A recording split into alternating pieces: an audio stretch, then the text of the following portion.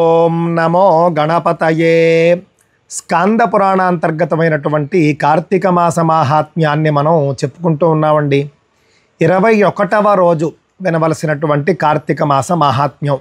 కార్తీక మాస మాహాత్మ్యంలో 21వ అధ్యాయం పురంజయుడి యుద్ధము. పురంజయుడికి కాంభోజరాజు నేతృత్వంలోని సామంతరాజులకు యుద్ధం జరుగుతూ ఉన్నదండి. బీభత్సమైనటువంటి యుద్ధం, భీకరమైనటువంటి యుద్ధం జరుగుతూ ఉన్నది. నిన్న నేను 2 అంశాలు చెప్పానండి. ఒకటి, మీరు ఎంత కఠోర పరిశ్రమ చేసినా సరే, మీకు దైవానుగ్రహం ఉన్నా సరే, మీతో ధర్మం ఉండాలి. ధర్మం ఉంటేనే మీరు గెలుస్తారు, ధర్మం ఉంటేనే విజయం సాధిస్తారు అని చెప్పేసి నేను మీకు నిన్న చెప్పడం జరిగింది. అదేవిధంగా పూర్వకాలంలో చూసుకుంటే కనుక రాజ్య విస్తరణ కాంక్షతో కానీ, సంపదల్ని కొల్లగొట్టడానికి కానీ రాజులు యుద్ధం చేసేవారు కాదు. అధర్మవర్తనులైనటువంటి రాజులను, అధర్మవర్తనులైనటువంటి రాక్షసుల్ని కూడా నిర్మూలించి ధర్మస్థాపన చేయడం కోసమే రాజుల యుద్ధాలకు వెళ్ళేవారు. పురంజయుడు ధర్మంగా ఉన్నంత కాలము కూడా కాంభోజరాజుతో సహా సామంతులందరూ సహకరించారు. కానీ పురంజయుడు ఎప్పుడైతే అధర్మంలోకి దిగిపోయాడో అప్పుడు అధర్మ నాశనం కోసం, అధర్మాన్ని నిర్మూలించే ధర్మస్థాపన చేయడం కోసం అని చెప్పేసి ఆ యొక్క కాంభోజాది రాజులందరూ కూడా పురంజయుడి మీదకు యుద్ధానికి వచ్చారండి. యుద్ధం బీభత్సంగా జరుగుతూ ఉన్నది. ఈ వృత్తాంతం అంతా కూడా అగస్త్య మహర్షికి అత్రి మహర్షి చెబుతూ ఉన్నాడండి. అత్రి మహర్షి చెబుతూ ఉన్నటువంటి కార్తీక మాస మహాత్మ్యం ఇది దృష్టిలో పెట్టుకోండి. కార్తీక మాస మహాత్మ్యం అంటే కాకమ్మ కబుర్లు కాదు. చాలామంది చెబుతూ ఉన్నట్లుగా, చాలామంది దుష్ప్రచారం చేస్తూ ఉన్నట్టుగా మహాత్ములు, మహర్షులందరూ కూడా మనకు అందించినటువంటి కాల మహాత్మ్యం. కార్తీక మహాత్మ్యం అంటే కాల మహాత్మ్యము దృష్టిలో పెట్టుకోండి. మనకు కూడా నిజ జీవితంలో మనం చూసుకుంటేనండి, ఏదైనా ఒక పని ఒక నిర్దిష్టమైన సమయంలో చేసినప్పుడు ఎక్కువగా ఫలితం వస్తుంది. దృష్టిలో పెట్టుకోండి. ఉదాహరణకు మన పై అధికారులు, వాళ్ళు బాగా సంతోషంగా ఉన్నప్పుడు వాళ్ళ వద్దకు వెళ్ళి ఏదైనా అడిగితే పనులు వెంటనే అయిపోతూ ఉంటాయి. వాళ్ళు బాధగానో కోపంగానో ఉన్నప్పుడు సులువుగా అయ్యే పని కూడా అప్పుడు వెళ్ళి మాట్లాడితే అవ్వదు. దాన్ని కాలమహిమ అనే అంటారండి. ఈ విధంగా మనం చూసుకుంటూ ఉంటే ఉదయాన్నే మనందరికీ కూడా శక్తి ఎక్కువగా ఉంటుంది. ఉదయాన్నే 10 లోపల 11 లోపల అయితే మనిషికి శక్తి ఎక్కువగా ఉంటుంది. పని ఎక్కువగా చేయగలుగుతాడు, పని మరింత చక్కగా చేయగలుగుతాడు. కానీ మధ్యాహ్నం తర్వాత, భోజనం తర్వాత మనం చూసుకుంటే కనుక కాస్త అలసట ఎక్కువగా ఉంటుంది. సాయంత్రం ఇంకాస్త ఎక్కువగా ఉంటుంది. రాత్రి నిద్ర వచ్చేస్తూ ఉంటుంది. కావున దేంట్లోనైనా సరే కాలం చాలా ముఖ్యము, కాలం చాలా ముఖ్యము. మనం చూసుకుంటే ఇస్రో, నాసా మొదలైనటువంటి వాళ్ళు ప్రయోగించేటటువంటి ఉపగ్రహాల విషయంలో కూడా వాళ్ళు సరి అయినటువంటి కాలాన్ని ఎంచుకుంటారు. ఆ కాలం ముహూర్తము అని కాదు, కానీ ముహూర్తం వంటిదే. ఎందుకు అనంటే ఆ సమయంలో వాళ్ళు ఉపగ్రహాన్ని ప్రయోగిస్తేనే సరిగ్గా కక్ష్యలోకి వెళుతుంది అని చెప్పేసి వాళ్లకు లెక్కలుంటాయి. అది కాలమహిమే. కావున అండి, ఎప్పుడో కాలమహిమ అనేది ఉంటుంది. మామూలు రోజుల్లో చేసే పుణ్యానికి, గ్రహణ సమయాల్లో చేసే పుణ్యానికి చాలా తేడా ఉంటుంది. మామూలు సమయంలో చేసేటటువంటి పుణ్యానికి, రేపు బుధాష్టమి వంటి అద్భుతమైనటువంటి పండుగలు వచ్చినప్పుడు చేసేటటువంటి పుణ్యాలకు చాలా తేడా ఉంటుంది. కార్తీక మాసంలో బుధాష్టమి నాడు మనం కనుక ఉపవాసం ఉండి శివారాధన చేస్తే ఆ వచ్చే పుణ్యం గురించి చెప్పాల్సినటువంటి అవసరం లేదు. కావున కాలము, దేశము, మనుషులు, సందర్భము ఇవన్నీ కూడా చాలా ముఖ్యమైనటువంటివి దృష్టిలో పెట్టుకోండి. అందువల్ల కార్తీక మాస మహాత్మ్యాన్ని అత్రి మహర్షి అగస్త్యుడికి చెబుతూ ఉన్నాడండి. అత్రిరువాచ యోద్ధుం ప్రత్యాగతం వీక్ష్య రాజానో రక్తలోచనాః శస్త్రైరస్త్రైశ్చరైశ్చారంగచ్యుతైస్తీక్ష్ణైశ్చ ముద్గరైః. ఈ విధంగా 2 వర్గాల వాళ్ళు కూడా ఘోరమైనటువంటి యుద్ధం చేసుకుంటూ ఉన్నారు. ఎవరూ తక్కువ వాళ్ళు కాదు.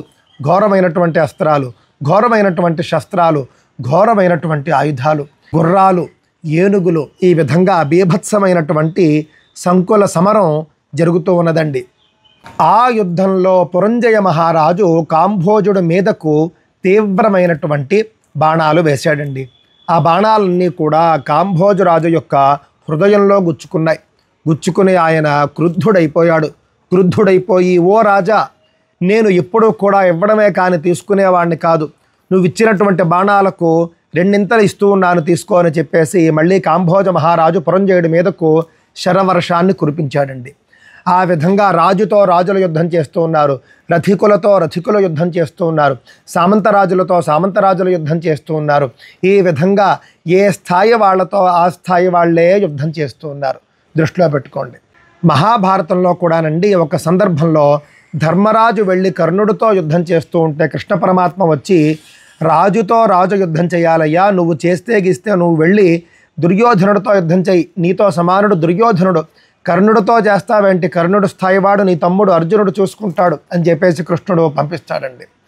నిజానికి ధర్మరాజుతో పోలిస్తే ఆ యొక్క యుద్ధ విద్యలో, ఆ యొక్క ధనుర్విద్యలో కర్ణుడు గొప్పవాడు. కానీ ధర్మరాజు వద్ద ధర్మం ఎక్కువగా ఉన్నది, అందుకే గెలిచాడు.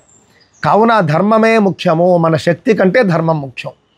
ఆ విధంగా ఇక్కడ కూడా సమాన స్థాయిలో వాళ్ళు పరస్పరం యుద్ధం చేసుకుంటూ ఉన్నారండి. ఆ తర్వాత కాంభోజ మహారాజు పురంజయుడి మీదకు బాణాలు విసిరాడు, ఆయన ఈయన మీదకు విసిరాడు. పురంజయుడు వేసినటువంటి బాణాల ధాటికి కాంభోజ మహారాజు మూర్ఛిల్లాడు. మూర్ఛిల్లిన తర్వాత యుద్ధం మరింత తీవ్ర రూపం దాల్చిందండి. ఆ తర్వాత కాంభోజ మహారాజు విజృంభించాడు. విజృంభించినప్పుడు సాయంకాల సమయానికి ఇంకా కాంభోజ మహారాజు యొక్క ధాటికి పురంజయుడు తాళలేకపోయాడు. కారణం ఏమిటి అనంటే, ఇద్దరూ సమానమైనటువంటి శౌర్యాన్ని కలిగిన వారే, సమానమైనటువంటి బల పరాక్రమాలు కలిగినటువంటి వారే. కాకపోతే కాంభోజ మహారాజు వద్ద, అతని వైపు ఉన్నటువంటి ఆ యొక్క సామంతరాజుల వద్ద ధర్మం ఎక్కువగా ఉన్నది, పురంజయుడు వద్ద తక్కువగా ఉన్నది. ధర్మం తప్పాడు పురంజయుడు. అందువల్ల సాయంకాలానికి పురంజయుడు బలం బాగా క్షీణించిపోయింది. ఇక యుద్ధం చేయలేక యుద్ధరంగం నుండి నిష్క్రమించి పారిపోయి రాజధానికి వచ్చేసాడండి. వచ్చేసి విచారంగా కూర్చున్నాడు. అలా కళ్ళు మూసుకున్నాడు. చిన్నగా నిద్ర పట్టిందండి. నిద్ర పడితే పగటి కలలాగా పురంజయ మహారాజుకు వచ్చింది ఒక దుస్వప్నం.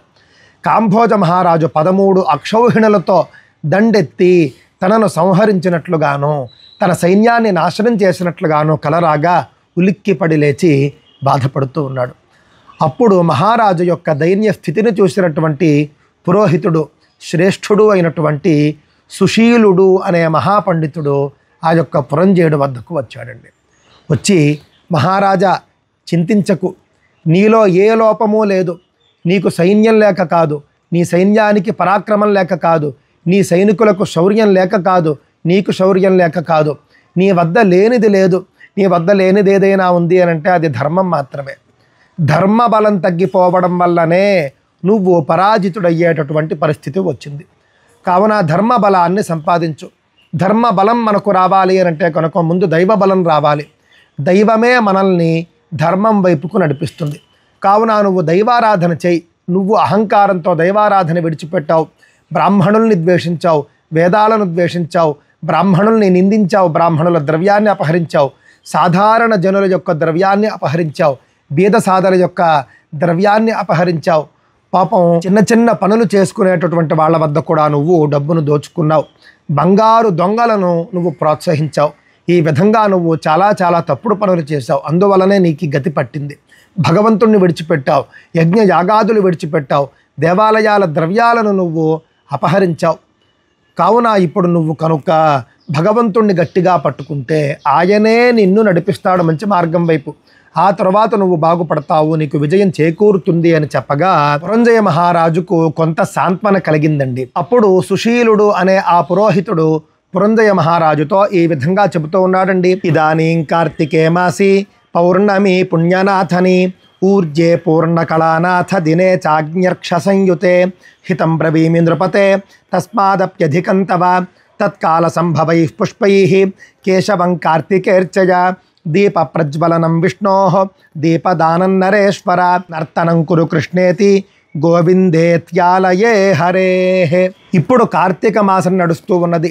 ఓ మహారాజా, నేడు కార్తీక పూర్ణిమ కావున నీవు విశేషంగా పుణ్యస్నానాన్ని ఆచరించు.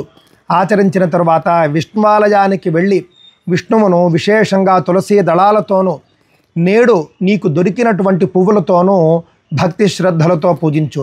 దీపారాధనలు చేయి. భగవన్నామస్మరణ అంటే మహావిష్ణువు యొక్క నామస్మరణ చేస్తూ చక్కగా మహావిష్ణువు ముందు నాట్యం చేయి. నువ్వు నాట్య విద్యలో కూడా నువ్వు విశారదుడవు కావున భక్తి తన్మయత్వంతో నాట్యం చేయి. ఈ ఇన్ని సేవలు కూడా కార్తీక పౌర్ణమి నాడు నువ్వు విష్ణువాలయంలో చేస్తే కనుక విజయం నీదే అని చెప్పేసి ఆయన చెప్పడం జరిగిందండి. తవోపజాయతే సూను సత్యం శంకర భాషణం రాజన్నేవం కృతే పుణ్యే కార్తికే కేశవ ప్రియే. పూర్వం నేను శంకరుడు చెప్పగా విన్నాను, కార్తీక మాసంలో ఎవరైతే మహావిష్ణువును పూజిస్తారో సంతానం కోసం వాళ్లకు మంచి సంతానం కలుగుతుంది అని. కావున నీవు కార్తీక మాసంలో విశేషంగా విష్ణు ఆరాధన చేయి, నీకు కూడా వీరుడు శూరుడు అయినటువంటి పుత్రుడు కలుగుతాడు అని చెప్పేసి చెప్పడం జరిగిందండి సుశీలుడు. ఆ విధంగా సుశీల పురోహితుడు చేసినటువంటి ఉపదేశాన్ని భక్తి శ్రద్ధలతో విన్నటువంటి పురంజయ మహారాజు ఏం చేశాడు చూడాలండి మనం. అప్పటికే ఆయన అధర్మ మార్గంలోకి వెళ్ళిపోయాడు, ధర్మం నుండి దూరంగా జరిగాడు, దైవం నుండి దూరంగా జరిగాడు. కార్తీక వ్రతశీలానాం ఆయురారోగ్య సంపద పుత్రలాభ కోశవృద్ధి సర్వత్ర విజయోనిశం సత్యం భవతి రాజేంద్ర తత్కురుష్వా విలంబనం అని చెప్పగా పురంజయ మహారాజు ఇప్పుడు ఏం చేయబోతూ ఉన్నాడు, కార్తీక మాసంలో ఏ పుణ్యాలను ఆచరించబోతూ ఉన్నాడు, ఆచరిస్తాడా ఆచరించడా అని చూద్దామండి. ఇది శ్రీ స్కాంద పురాణే కార్తీక మాస మాహాత్మ్యే ఏకవింశోధ్యాయ సమాప్త. ఇంతటితో కార్తీక మాస మాహాత్మ్యంలోనండి 21వ అధ్యాయం పూర్తయింది. 21వ రోజు వినవలసినటువంటి కథ పూర్తయిందండి. నిన్న సాయంత్రం అండి ఢిల్లీలో ఎర్రకోట వద్ద భారీ పేలుడు సంభవించింది. 9 మంది మరణించారు, 30 మందికి పైగా క్షతగాత్రులు గాయపడ్డారు అని చెప్పేసి చెబుతూ ఉన్నారండి. ఎంత శోచనీయమండి, ఎంత దుర్మార్గం, ఎంత బాధాకరం. ఈ విధమైనటువంటి ఒక దాడి భారతదేశ రాజధానిలోనే జరగడం, అది కూడా ఎర్రకోటకు దగ్గరలోనే జరగడం అనేది అత్యంత కడు దుఃఖకరంగా నేను భావిస్తూ ఉన్నానండి. వాళ్ళందరి కుటుంబాలకు కూడా సానుభూతిని ప్రకటిస్తూ ఈ యొక్క బాధను తట్టుకునే ధైర్యాన్ని భగవంతుడు కార్తీక దామోదరుడు వాళ్ళందరికీ కూడా ఇవ్వాలి అని చెప్పేసి కోరుకుంటూ ఉన్నానండి. ఎవరైతే దోషులో కఠినమైనటువంటి శిక్షలు వేయాలి ఆ దోషులకు, వాళ్ళు ఉగ్రవాదులా లేకపోతే ఏ ఉగ్రవాదానికి సంబంధించినటువంటి వారు పూర్తిగా బయటకు తీసి విచారణ చేసి వాళ్లకు కఠినాతి కఠినమైనటువంటి శిక్ష వేయాలి అని చెప్పేసి నేను కోరుకుంటూ ఉన్నానండి. స్వస్తి.